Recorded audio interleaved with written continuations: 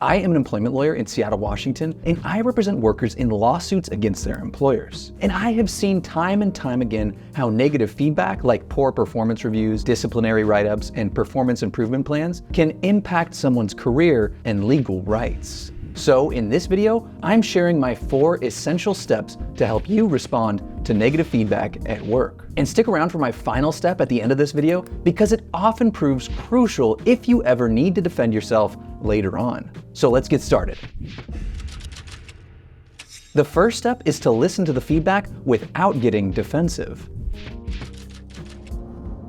When your boss hands you a negative review or calls you into a meeting about your performance, your instinct may be to argue and push back immediately. If you believe the feedback is unfair or completely made up, you might feel angry or even betrayed. But in that moment, do not let your emotions take over. Reacting defensively right away might escalate the situation. Your employer could later claim that you behaved unprofessionally or refused to listen. Instead, keep calm, take mental notes, and show that you are capable of hearing them out, even if you disagree with everything they say. You are not admitting that their feedback is correct. You are simply gathering information. You want to understand their perspective so that later on you can respond strategically. And if you cut them off or argue immediately, you might miss key details that could help you down the road. So let them speak. Take your time to process what they have to say. You will have an opportunity to respond more thoughtfully after the meeting.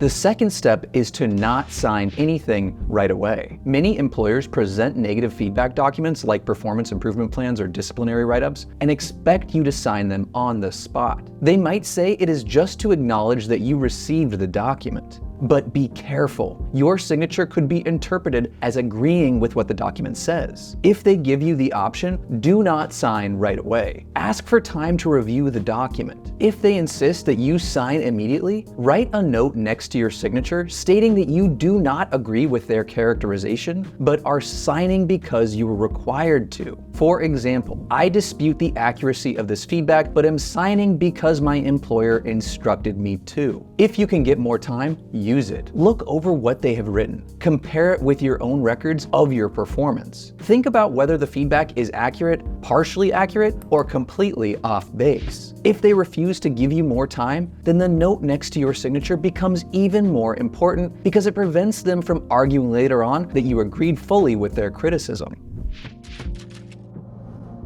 The third step is to respond in writing. Written documentation can be incredibly powerful if you need to protect yourself later on, whether that means raising concerns with HR or even pursuing a legal claim. When you put your response in writing, you create a record of your side of the story. Without it, your employer's version of the story will stand uncontested. To learn more about why written responses are so important for employment rights, watch my video titled, "Why is HR Not Your Friend?" In your written response, remain professional and factual. Do not lash out or insult anyone. Instead, state what happened from your perspective. If you made a mistake and the feedback is fair, acknowledge it and improve. Owning up to a real error can show that you take feedback seriously. But if the feedback is inaccurate or misleading, say so. Present any evidence that you have that contradicts the employer's claims. If they say you missed deadlines and you have emails or calendar entries proving otherwise, mention that.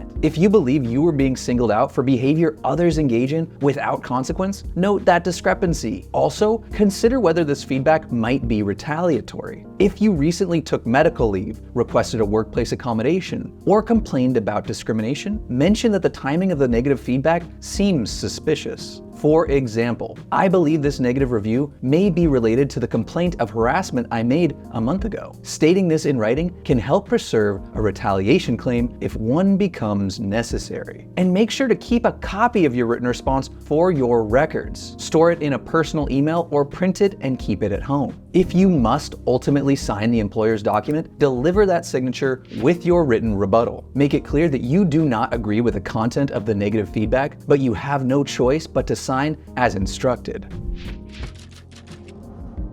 Now, for the final step, continue doing your job well. This might seem obvious, but it is actually a critical and often overlooked step. After receiving negative feedback, especially if you suspect it is a setup, you will feel angry, discouraged, or tempted to disengage. But if you think your employer wants to fire you, do not give them any additional reason to claim poor performance. If there was any truth to the feedback, maybe you were late a few times, fix that issue immediately. Show up on time and meet your deadlines. If the feedback was completely fabricated, maintain your professional standards. Keep performing your duties at a high level. Document your completed projects, your positive contributions, and any praise you receive from clients or coworkers. The idea is to eliminate any legitimate grounds for discipline. If you ever need to challenge your employer's actions, it helps to show that you continued to meet or exceed expectations, even after they tried to put you on the defensive. If their negative feedback was part of a plan to push you out, your strong performance will highlight that their criticisms were bogus. By not giving up and continuing to excel at your job, you maintain the high ground. It will feel frustrating, especially if they are treating you unfairly. However, staying professional can pay off in the long run. Whether that means preserving your legal claims, securing a better reference if you decide to leave, or simply maintaining your dignity through a tough situation. And if you suspect that this negative feedback is a warning sign that your employer is getting ready to fire you, check out my other video on the signs that your employer is getting ready to fire you. That video can help you spot patterns early so you can prepare and protect yourself.